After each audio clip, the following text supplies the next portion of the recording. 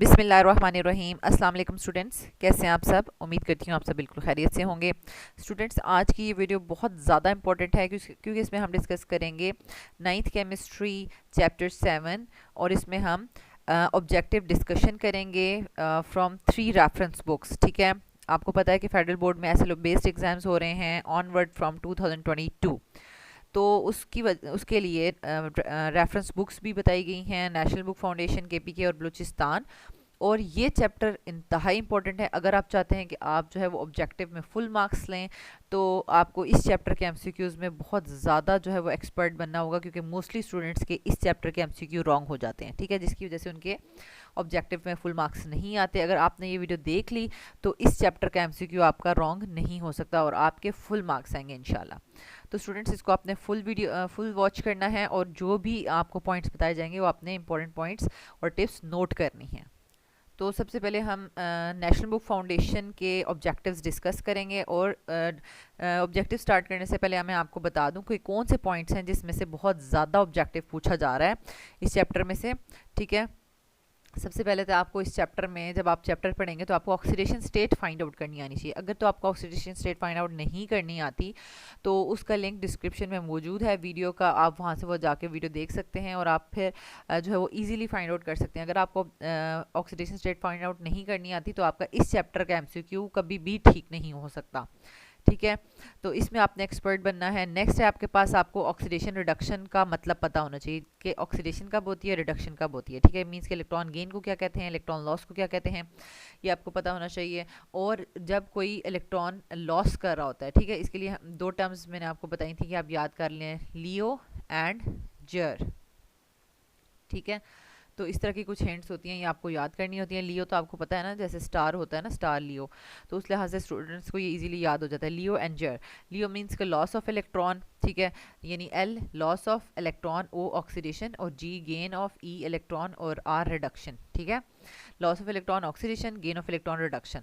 अब यहाँ पर एक चीज़ नोट करें कि लॉस ऑफ इलेक्ट्रॉन जब होगा, ठीक है, तो आपके पास जब ऑक्सीडेशन, किसी भी एलिमेंट की ऑक्सीडेशन हो रही होगी, किसी भी एटम की अगर ऑक्सीडेशन हो रही होगी तो वो रिड्यूसिंग एजेंट बिहेव करेगा। अगर मींस के खुद वो इलेक्ट्रॉन लॉस कर रहा है और जो लॉस कर रहा है इलेक्ट्रॉन वो किसी और स्पीशी के अंदर वो ऐड करवा रहा है, ठीक है, तो उसकी रिडक्शन करवा रहा है, तो उसके अकॉर्डिंगली वो खुद क्या बिहेव करेगा, रिड्यूसिंग एजेंट। अगर कोई खुद रिड्यूस हो रहा है तो वो ऑक्सीडाइजिंग एजेंट बिहेव करेगा। तो ये कॉन्सेप्ट आपने ज़रूर क्लियर करना है। ठीक है, नेक्स्ट है आपके पास, यानी आपने दो सेल्स यहाँ पर डिटेल में पढ़े हैं, इलेक्ट्रोलाइटिक सेल और गिल्वानिक सेल। ठीक है, इलेक्ट्रोलाइटिक सेल में क्या होता है, इलेक्ट्रिकल एनर्जी को आप केमिकल एनर्जी में कन्वर्ट करते हैं। ठीक है, गिल्वानिक सेल में क्या करते हैं, केमिकल एनर्जी को इलेक्ट्रिकल एनर्जी में कन्वर्ट करते हैं। ठीक है, और इनके जो है वो आपको सेल्स का पता होना चाहिए कि कौन कौन से कंपार्टमेंट्स हैं, कहाँ पे एनोड है, कहाँ पे कैथोड है, ये सब आपको पता होना चाहिए। तो यहीं से इन्हीं 3 पॉइंट्स में से ही समझ लें कि ऑब्जेक्टिव बनेगा। इन 3 पॉइंट्स में से अगर ये 3 कॉन्सेप्ट्स हैं तो आपका इस चैप्टर का जो है वो एमसीक्यू बिल्कुल ठीक होगा। तो स्टूडेंट्स, अब स्टार्ट करते हैं। Question number 1, in which of the following changes the nitrogen atom is reduced, यानी एटम रिड्यूस कब हो रहा है। ठीक है, सबसे पहले तो आप ये नंबर सिस्टम याद कर लें। ठीक है, यानी ऑक्सीडेशन स्टेट के लिहाज से आपको मैथ्स में पता है ना, दरमियान में 0 होता है। ठीक है, इस तरफ जाएंगे तो +1 +2 जा रहा है और इस तरफ लेफ्ट साइड पे -1 -2 जा रहा है। ठीक है, तो जहाँ पे इंक्रीज आ रहा है तो ऑक्सीडेशन कब होगी। ठीक है, ऑक्सीडेशन में आपको पता है OXI, आखिरी वर्ड क्या है, आई से इंक्रीज, मीन्स कि ऑक्सीडेशन स्टेट अगर इंक्रीज हो रही है तो ऑक्सीडेशन होगी, और अगर ऑक्सीडेशन स्टेट डिक्रीज हो रही है मीन्स कि रिडक्शन, RED। ठीक है, रिडक्शन में आखिरी लफ्ज़ डी है, तो ऑक्सीडेशन स्टेट डिक्रीज हो रही होगी तो रिडक्शन होगी। तो ये याद रखना है आपने। ठीक है, अब आगे बहुत जगह ये यूज़ होगा कॉन्सेप्ट। और फ्री स्टेट में कोई भी एलिमेंट होगा तो उसकी ऑक्सीडेशन स्टेट 0 होती है। फ्री स्टेट का मतलब है कि उसने किसी और एलिमेंट के एटम के साथ बॉन्ड नहीं बनाया हुआ, या तो वो अकेला है बिल्कुल, जैसे कि सिंपल ये देखें नियॉन एटम मैंने ले लिया। ठीक है, या तो उसने जो है वो अपने ही एटम के साथ बॉन्ड बनाया हुआ है, जैसे H2Cl2। ठीक है, इस तरह से, या कोई मेटल है तो मेटल सिंपल इस तरह से आपस में मेटल के एटम्स ने बॉन्ड बनाया होगा तो सिंपल आप आयरन ही शो करेंगे या सोडियम ही शो करेंगे। तो ये सब फ्री स्टेट्स हैं। ठीक है, किसी और के साथ बॉन्ड नहीं बनाया तो वो 0 ऑक्सीडेशन स्टेट होगी। अब देखें 0 से अब रिडक्शन में क्या होता है, डिक्रीज इन ऑक्सीडेशन स्टेट होनी चाहिए, मींस कि अब जीरो के बाद नेगेटिव में जानी चाहिए। तो नेगेटिव में कहाँ पर है, देखें यहाँ पर हम बारी बारी सभी कैलकुलेट कर लेते हैं। एक ऑक्सीजन के ऊपर -2 ऑक्सीडेशन स्टेट होती है और उसकी वजह से नाइट्रोजन पे +2 हो जाएगी, ठीक है। और एक ऑक्सीजन पे -2 है तो 2 पे कितनी हो जाएगी, -4, फिर इस ऑक्सीजन पे उसको बैलेंस करने के लिए +4। और एक हाइड्रोजन पे कितनी होती है, +1, तो 3 पे कितनी हो जाएगी, +3, और उसको बैलेंस करने के लिए नाइट्रोजन के ऊपर -3। तो यहाँ ही तक हमें पता चल गया कि 0 से कम जो है वो -3 पे चली गई है। तो नाइट्रोजन से अमोनिया जाते हुए नाइट्रोजन की क्या हो रही है, रिडक्शन हो रही है। और लास्ट में अमोनिया में देखा, नाइट्रिक एसिड में देखा जाए तो ऑक्सीजन के ऊपर, एक ऑक्सीजन के ऊपर -2 है तो 3 के ऊपर -6 हो जाएगा। एक ऑक्सीजन के ऊपर हाइड्रोजन के ऊपर +1 है तो नाइट्रोजन के ऊपर +5 आ जाएगा। तो ओवरऑल ये देखें +6 -6 कैंसिल हो रहा है, ठीक है। So the correct option is C. तो स्टूडेंट्स नेक्स्ट क्वेश्चन की तरफ मूव करते हैं। क्वेश्चन नंबर 2, ये बहुत डिटेल वाले एमसीक्यूज हैं, आपने इसको मिस नहीं करना, क्योंकि अगर सिंपल मैं क्वेश्चन का आंसर बता के आगे चली जाऊंगी तो इसका मतलब होगा कि वो तो आपके पास की में भी लिखा हुआ है कि ये क्वेश्चन है भाई, इसका ये आंसर है, लेकिन आपका कॉन्सेप्ट तो क्लियर नहीं होगा। इसलिए हमें ये एमसीक्यूज हैं वो डिटेल में डिस्कस करने हैं, ठीक है। तो वीडियो थोड़ी लंबी हो सकती है लेकिन आपने फुल इसको वॉच करना है। Question number 2, which of the following changes in reaction is an example of oxidation. Oxidation मैंने आपको पहले ही बता दिया था, LEO, लॉस ऑफ इलेक्ट्रॉन, ठीक है। और लॉस ऑफ इलेक्ट्रॉन का क्या मतलब होगा कि यानी ऑक्सीडेशन में अगर आप देखें आई से पता चलेगा इंक्रीज इन ऑक्सीडेशन नंबर, ठीक है। और इंक्रीज इन ऑक्सीडेशन नंबर होना चाहिए, ठीक है। अब देखें क्लोरीन मॉलिक्यूल, और क्लोरीन मॉलिक्यूल ऐसे होता है, ठीक है, उसका 0 ऑक्सीडेशन स्टेट होता है। और क्लोराइड आइन जो होता है Cl-1, ठीक है। अब ये देखें 0 से -1 पे जाते हुए तो डिक्रीज आ रहा है, ठीक है। तो इसका मतलब है कि ये ऑक्सीडेशन नहीं हो रही, यहाँ पे रिडक्शन हो रही है, ठीक हो गया। और सिल्वर एटम्स, अब सिल्वर एटम्स में आप Ag शो करेंगे, ये फ्री स्टेट में, तो इसका 0 ऑक्सीडेशन स्टेट आ गई। और फिर सिल्वर आइन, यानी एक सिल्वर वन आइन का मतलब है कि एक इलेक्ट्रॉन इसने लॉस कर दिया है, ठीक है, ऐसे। तो यहीं से हमें पता चल गया कि 0 से +1 जाते हुए इंक्रीज इन ऑक्सीडेशन आ रहा है, 0 से जो है +1 की तरफ जाते हैं इंक्रीज हो रहा है ना, तो ये ऑक्सीडेशन हो रही है यहाँ पर, ठीक है। यहीं पे हमें पता चल गया कि करेक्ट ऑप्शन जो है वो हमारे पास बी है, ठीक है। नेक्स्ट आपके पास आ जाता है question number 3, which of the following elements in the given reaction is reduced. Again reduced में डिक्रीज इन ऑक्सीडेशन स्टेट है, ठीक है। ये देखें रिड्यूस का डिक्रीज इन ऑक्सीडेशन स्टेट।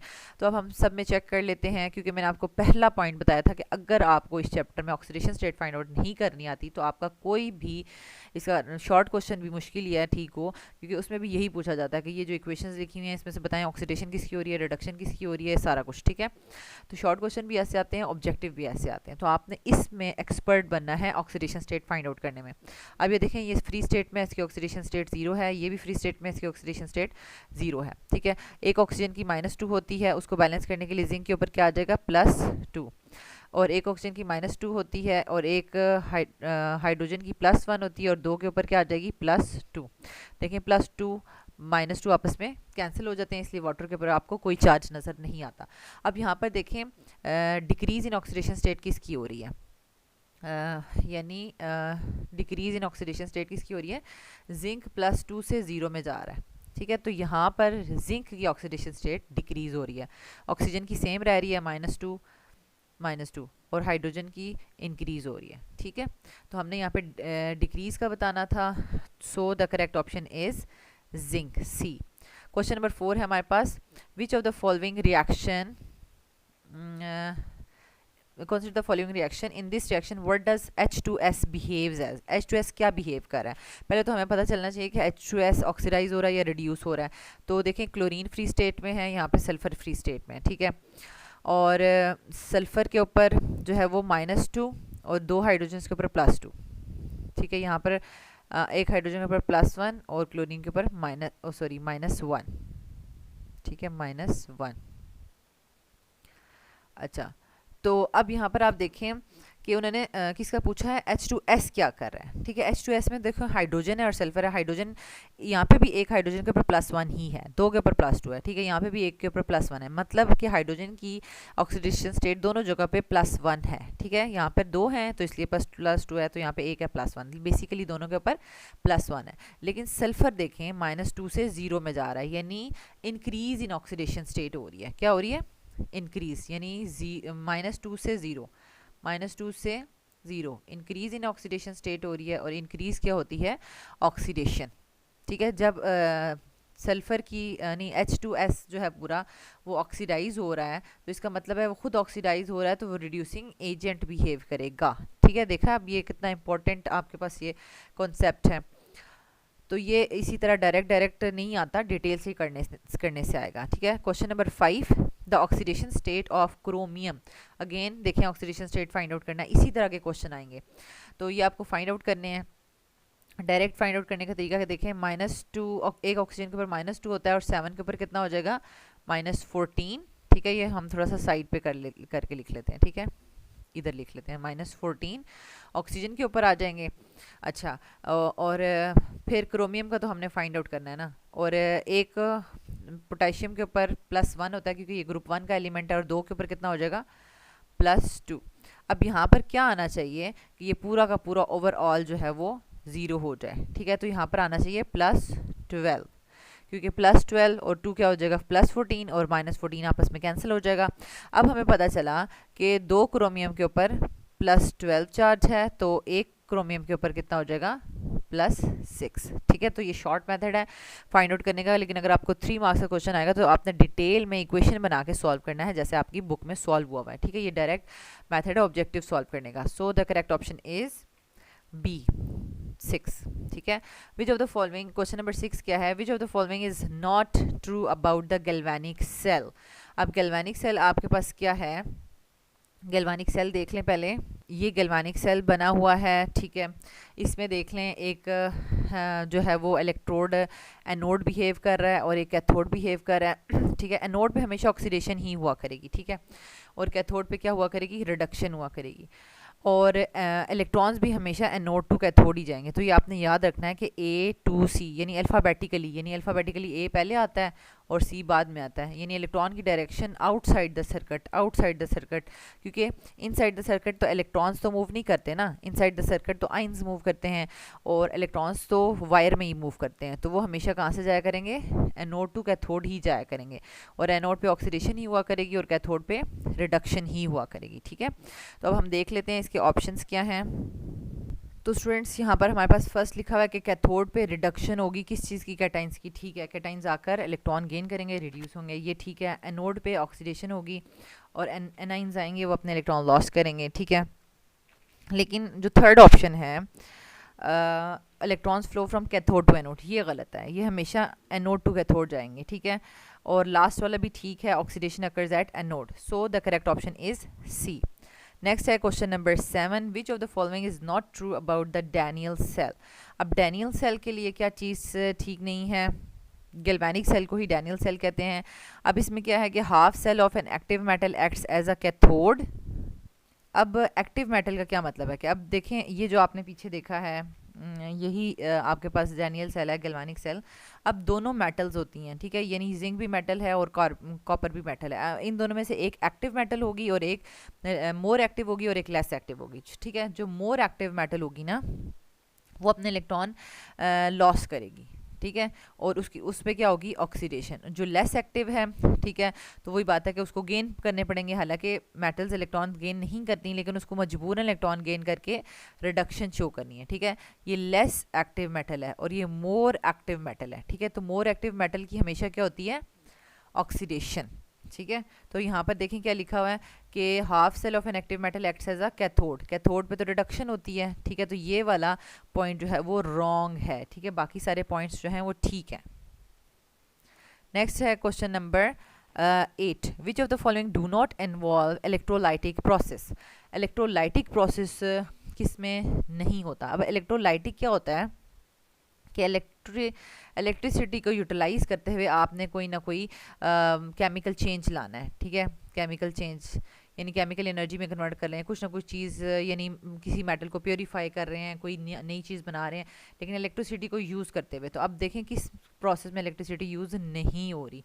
तो यहाँ पर हमारे पास देखिए रिफाइनिंग ऑफ कॉपर में भी इलेक्ट्रिसिटी यूज़ होगी, क्योंकि इलेक्ट्रोलाइटिक सेल है। Manufacturing of sodium from NaCl, ठीक है, प्योर मेटल आप ले रहे हैं। इलेक्ट्रोप्लेटिंग ऑफ स्टील में भी यूज़ हो रही है।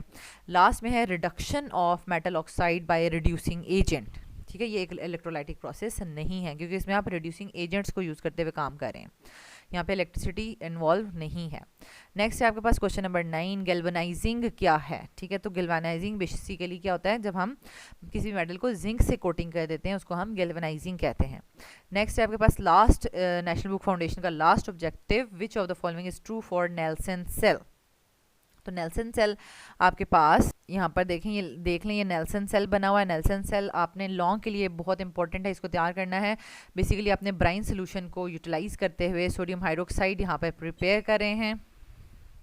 और यहाँ पर आप देख सकते हैं कि हमारे पास जो एनोड है, एनोड पे क्लोरीन प्रोड्यूस हो रही है, और कैथोड पे हमारे पास जो है वो हाइड्रोजन गैस जो है वो रिलीज़ हो रही है, ठीक है। तो यहाँ पर हम देखते हैं कि नेल्सन सेल में के लिए क्या ट्रू है।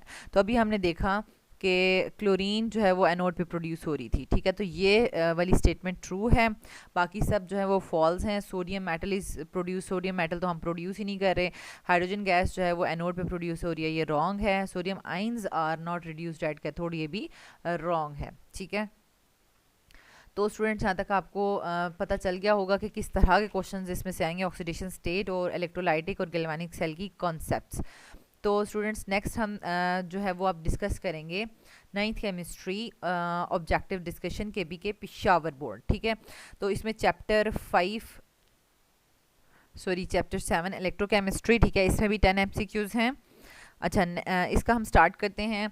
Question number 1, the oxidation number of nitrogen is. तो यहाँ पर ऑक्सीडेशन नंबर ऑफ नाइट्रोजन क्या है, नाइट्रोजन फ्री स्टेट में है। मैंने आपको बताया कि कोई भी एलिमेंट फ्री स्टेट में होगा तो उसकी ऑक्सीडेशन स्टेट 0 होगी। So the correct option is C.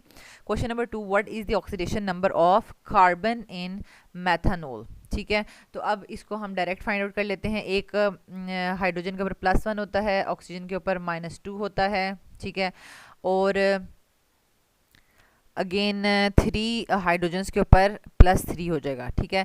तो कार्बन के ऊपर क्या होना चाहिए, तो आप देखें 3 और 1 यानी टोटल +4 है, उसको हम -4 बनाना चाहिए ताकि उसके साथ कैंसिल हो जाए। -2 ये है और कार्बन के ऊपर भी -2 होगा, तो ये आपस में मिलकर -4 बना देंगे, ठीक है। So the oxidation state of carbon is -2। Question number 3 है, अ कैटाइन इज, कैटाइन आपके पास क्या होता है, positively charged. Next is question number 4, electrons are lost by the. Electron loss कौन करता है, ठीक है। जो इलेक्ट्रॉन लॉस करता है वो खुद क्या होता है, ऑक्सीडाइज, ठीक है। और जो खुद ऑक्सीडाइज हो रहा है तो होता है, तो वो कौन कौन बन जाता है, रिड्यूसिंग एजेंट। इसका मतलब है कि ए और बी में से कोई ना कोई ऑप्शन ठीक होगा, ठीक है। ऑक्सीडाइजिंग एजेंट तो वो हो नहीं सकता, खुद ऑक्सीडाइज हो रहा है तो वो ऑक्सीडाइजिंग एजेंट नहीं हो सकता। अब ऐसा रिड्यूसिंग एजेंट जो कि जिसकी ऑक्सीडेशन हो रही हो, ठीक है, तो इट मीन्स कि ऑप्शन ए इज़ करेक्ट।